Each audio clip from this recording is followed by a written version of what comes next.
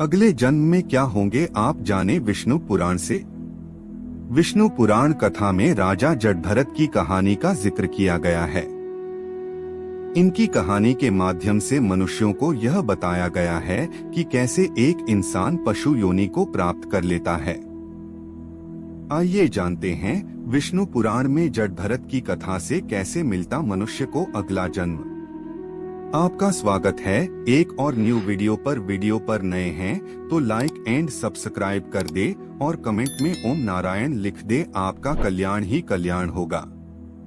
विष्णु पुराण मृत्यु को आत्मा के सफर का एक पड़ाव मात्र माना गया है, क्योंकि अंत तो शरीर का होता है, आत्मा का नहीं। आत्मा तो मूल है और इसका सफर एक शरीर तक नहीं रहता है। इसे अनेकों शरीर में होकर गुजरना पड़ता है और हर शरीर के मिलने के पीछे कुछ न कुछ वजह होती है। ऐसा विष्णु पुराण, गीता और अन्य शास्त्रों में बताया गया है। लेकिन आत्मा का लक्ष्य भटकना नहीं होता है, बल्कि उसे परतत्व यानी मोक्ष प्राप्त करना होता है। मोक्ष वह है जब आत्मा का संयोग परमात्मा से होता है। परमात्मा को प्राप्त करने के लिए ही आत्मा विभिन्न शरीर को प्राप्त करता है, लेकिन एकमात्र कामना के चक्र में फंसकर आत्मा को बार बार विभिन्न योनियों में जाना पड़ता है। जडभरत की कथा है कि वह एक महान संत राजा थे। प्रजा का पालन भी वह धर्मपरायण होकर करते थे।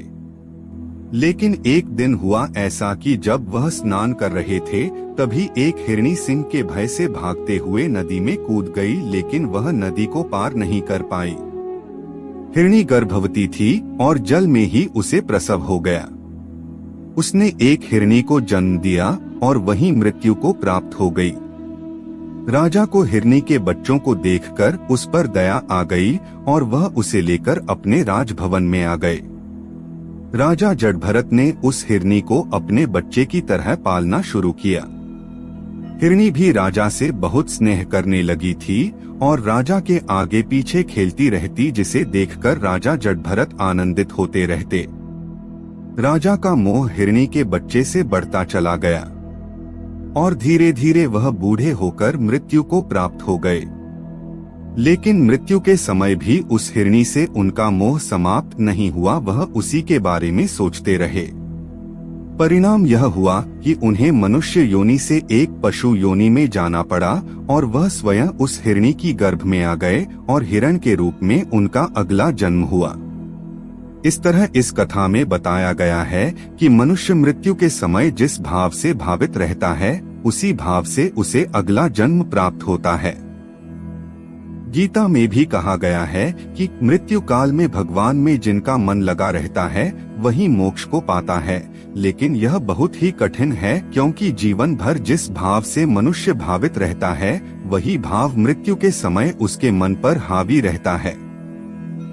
आपने देखा भी होगा कि घर में किसी की मृत्यु हो जाने के बाद अगर कुछ वर्षों में किसी बच्चे का जन्म होता है, तो लोग कहते हैं कि घर के वही सदस्य लौटकर आपके घर में बच्चे के रूप में आए हैं।